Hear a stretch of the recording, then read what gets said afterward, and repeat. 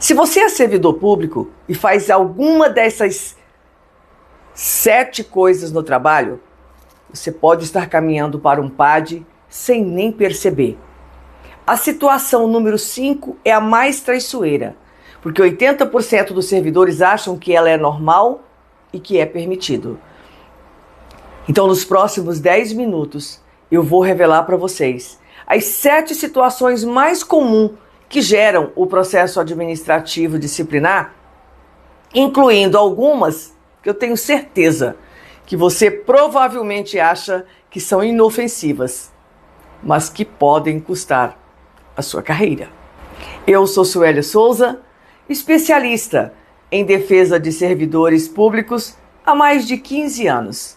Eu já vi centenas de carreiras sendo destruídas por situações que poderiam ter sido evitadas com conhecimento. Se você é servidor ou conhece alguém que é, compartilhe esse vídeo. Ele pode salvar uma carreira. Antes de eu revelar para vocês as 7 situações, você precisa entender uma coisa. Muitos servidores acham que PAD só acontece com quem comete faltas graves. É um erro. A maioria dos PADs que eu vejo são por situações aparentemente simples do dia a dia ou por simples perseguição de chefe. Um PAD ele pode ser instaurado por qualquer conduta que a administração considere inadequada. Então não fique achando que é só uma falta grave, tá? E o pior, você pode estar cometendo essas infrações agora mesmo, achando que elas são normais e pode te levar a um PAD. E eu vou mostrar as 7 situações mais comuns baseada nos casos reais que eu já defendi. E algumas eu tenho certeza que vão te chocar. A primeira situação, ela é tão comum que você provavelmente conhece alguém que faz. Sabe qual é a situação número 1? São as faltas injustificadas, mesmo que poucas, tá? Muitos servidores acham, faltei só 3 vezes esse ano, não vai dar nada. Erro. Não existe número mínimo para gerar PAD por desídia. Então fica esperto. Eu tive um caso de uma professora que faltou 4 vezes em 6 meses por motivos pessoais. Só que ela não apresentou justificativa médica, nada. Resultado, a direção instaurou um PAD por desídia e por negligência dela.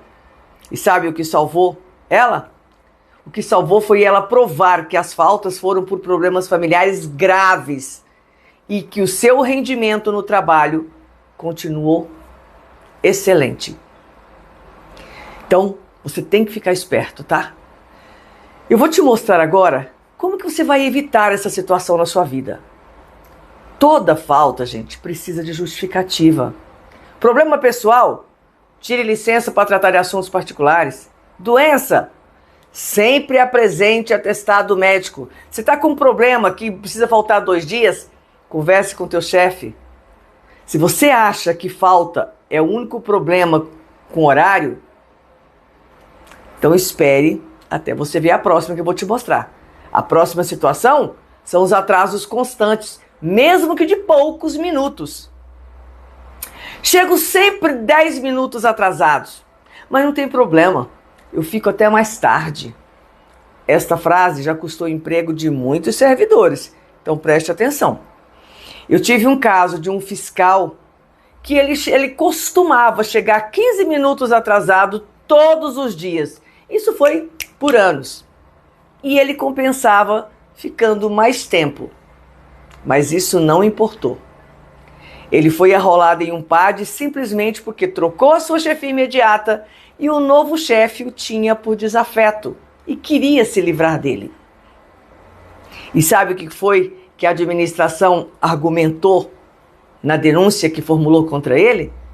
A administração argumentou na denúncia que o horário de trabalho é obrigatório e que compensação não autorizada pela chefia imediata não justifica atrasos sistemáticos. Eu quero aqui deixar um alerta para vocês. A falta de pontualidade que se acumula, ela pode ser levada ao cálculo de faltas injustificadas, que se somarem 60 dias em um ano, se configura em inassiduidade habitual. Então, tome cuidado com atrasos sistemáticos. E como é que você vai evitar essa situação? Horário é horário. Se tem problema para chegar no horário, negocie mudança de horário com a chefia ou peça transferência para um local mais próximo ou que lhe permita mais flexibilidade. Se de tudo não tiver como evitar os atrasos, negocie com a sua chefia imediata a autorização para você compensar o horário. Mas lembre que para sua compensação ter efeito legal, ela precisa ter a anuência da sua chefia imediata. Não basta você decidir fazer a compensação por sua conta e ficar até mais tarde e achar que está tudo bem, tá bom? Agora vem uma situação que muitos fazem achando que estão sendo eficientes. Sabe qual é? É a situação número 3. Usar recursos públicos para fins pessoais, mesmo que pequenos. Ah, eu só imprimi um documento pessoal. Eu só usei o telefone para uma ligação rápida. Só acessei meu e-mail particular no computador do trabalho. E eu só usei a máquina de Xerox para fotocopiar minhas apostilas da faculdade. Gente, cuidado. Eu tive um caso de um servidor que usava o carro oficial para passar no banco na hora do almoço. E olha, ele achava que não tinha problema nenhum, porque era no caminho, então estava tudo bem. Resultado disso, um PAD por uso inadequado de bem público. A defesa foi difícil, porque havia registro de GPS mostrando os desvios de rota e sem contar nas várias denúncias de contribuintes que fotografavam ele usando a viatura para ir ao banco e até ao mercado buscar a sua mulher com as compras. Então, pense bem, fique atento. Tem um outro caso ainda, a servidora que imprimia trabalhos da faculdade lá no trabalho, nas máquinas do trabalho. Foram 50 páginas em 3 meses. Resultado, PAD por apropriação de bem público e por usar o cargo em proveito próprio. E olha que isso é uma falta grave, tá? E como é que você vai evitar isso? Recursos públicos são exclusivamente para o trabalho. Computador, impressora, telefone, carro, combustível. Nada disso, gente, pode ser usado para fins pessoais, nem esses rapidinhos que eu vejo nessas alegações. Mas você que está aí assistindo esse vídeo deve pensar: eu já vi isso acontecer com tantos servidores e nunca vi nenhum ser apenado. Para você que está pensando isso, eu quero dizer, no serviço público só apura o que é denunciado.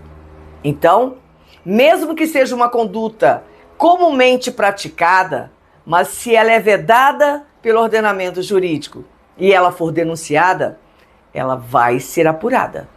Então, eu acho melhor não correr risco, porque eu garanto para vocês, não vale a pena. Mas tem uma situação ainda mais perigosa que envolve relacionamentos. É a situação número 4.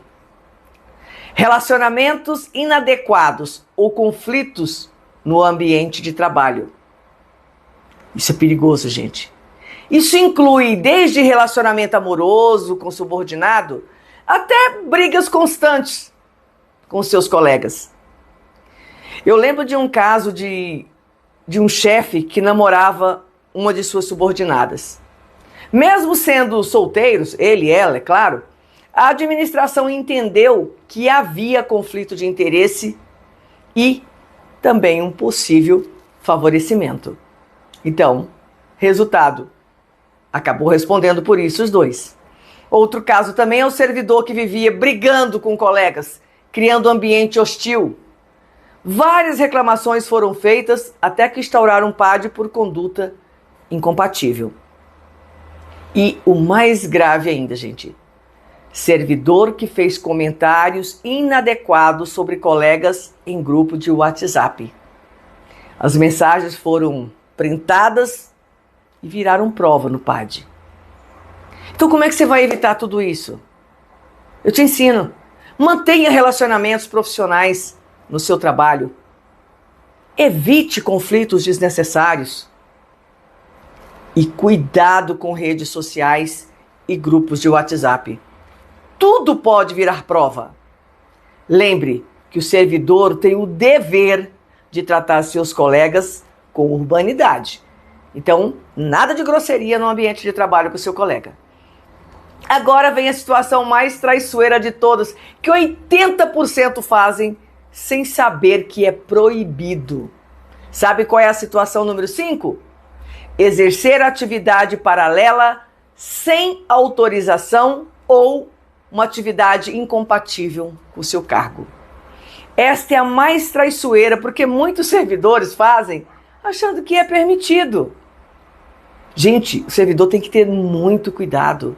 Eu tive um caso de um professor que ele dava aulas particulares à noite. E ele achava que não tinha problema, porque era fora do horário de trabalho. Erro! Professor da rede pública pode dar aulas particulares, sim, mas precisa de autorização prévia e formal do seu superior hierárquico, além de garantir que a atividade não conflite com as suas responsabilidades no seu cargo público. Como, por exemplo, ele não pode dar aulas particulares para seus próprios alunos. Então, o servidor tem que tomar cuidado. Às vezes ele acha que está praticando e que está tudo bem, e não está. Outro caso é do servidor que vendia roupa, sapato, tapaué no ambiente de trabalho. E além disso, ele ainda vendia produtos nas redes sociais. O resultado? Um PAD por atividade incompatível com o serviço público. Lembrando, gente, que é vedado ao servidor público o exercício do comércio. Então, isso é uma falta grave que pode custar o seu emprego. E o mais comum é servidor que faz freelances ou bicos sem declarar. Mesmo que seja aos finais de semana, pode gerar PAD se tiver conflito de interesse. Então, antes de praticar, verifique se não tem conflito de interesse. E como é que você vai evitar isso? Qualquer atividade remunerada, paralela, precisa ser comunicada e autorizada. Consulte o estatuto do seu órgão, bem como o código de ética do servidor público. Algumas atividades são totalmente proibidas e você pode acabar perdendo o seu emprego por não buscar a informação correta. Agora, as próximas 2 situações envolvem tecnologia e podem te surpreender. Vamos ver qual é a situação número 6? Uso inadequado de redes sociais, mesmo fora do trabalho. Muitos servidores acham que o que fazem nas redes sociais pessoais não interfere no trabalho. É um erro. Eu tive um caso de um servidor que ele postou críticas bem pesadas ao governo no seu Facebook. Mesmo sendo opinião pessoal, a administração entendeu como uma conduta incompatível. E ele foi responder por isso. Outro caso foi a servidora que postou fotos em festa durante o horário de trabalho e ela estava de licença médica, mas as fotos sugeriram que não estava doente. Então fique atento, não produza prova contra você mesmo. E o mais grave, servidor que fez comentários preconceituosos em rede social. Viralizou e chegou na administração e gerou um PAD por conduta inadequada. E como que você vai evitar? Cuidado, servidor, com o que você posta. Evite críticas ao órgão ou ao governo. Configure a privacidade das suas redes sociais. Nunca poste nada que possa comprometer a sua imagem profissional. Você precisa tomar todo o cuidado do mundo. E agora vem a situação número 7. Desconhecer os deveres e proibições do seu cargo. Gente, essa me revolta, porque é totalmente evitável. Muitos servidores nunca leram o estatuto do seu órgão. Eu tive um caso de um servidor que aceitou presente de um valor, presente de um fornecedor. Ele não sabia que era proibido. Resultado, PAD por corrupção passiva. E ele estava inocente.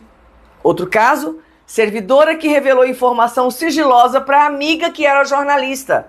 E ela achou que não era nada demais. Resultado, PAD por quebra de sigilo. O mais comum, servidores que não sabem quais são suas obrigações específicas e acabam sendo negligentes sem nem perceber. E sabe como é que você vai evitar? Leia seu estatuto, conheça seus deveres e proibições e direitos, participe de treinamentos. Quando tiver dúvida, pergunte à chefia ou ao setor jurídico. Leia todos os normativos das suas atribuições. E para você não esquecer tudo que nós falamos aqui, vamos recapitular as 7 situações que pode gerar um PAD. A primeira, lembra, né? Faltas injustificadas, mesmo que poucas. A segunda, atrasos constantes, mesmo que pequenos. A terceira, uso inadequado de recursos públicos, mesmo que seja pouquinho. Situação 4, relacionamentos inadequados no trabalho. A situação 5, atividade paralela sem autorização. A situação número 6, uso inadequado de redes sociais. E a situação número 7, desconhecer deveres e proibições. Se você se identificou com alguma dessas situações, pare agora e corrija. É melhor você prevenir do que remediar. Agora, se você conhece algum colega que faz essas coisas, compartilhe esse vídeo. Eu tenho certeza que esse vídeo pode salvar a carreira dele. Eu sou Suélia Souza, especialista em defesa de servidores públicos há mais de 15 anos. E a minha missão é proteger carreiras no serviço público. Deixe nos comentários. Você já presenciou alguma dessas situações? Ou você tem dúvida sobre alguma conduta específica? Deixa seu comentário que eu vou responder pessoalmente. E se você já está em PAD, eu tenho um recadinho para você. No próximo vídeo eu vou mostrar os 5 erros na defesa que custam o emprego do servidor. Então já sabe, não perca o próximo vídeo. E se esse vídeo foi útil, deixe o seu like, se inscreva no canal, ative o sininho. Toda semana eu trago conteúdo para proteger a sua carreira no serviço público.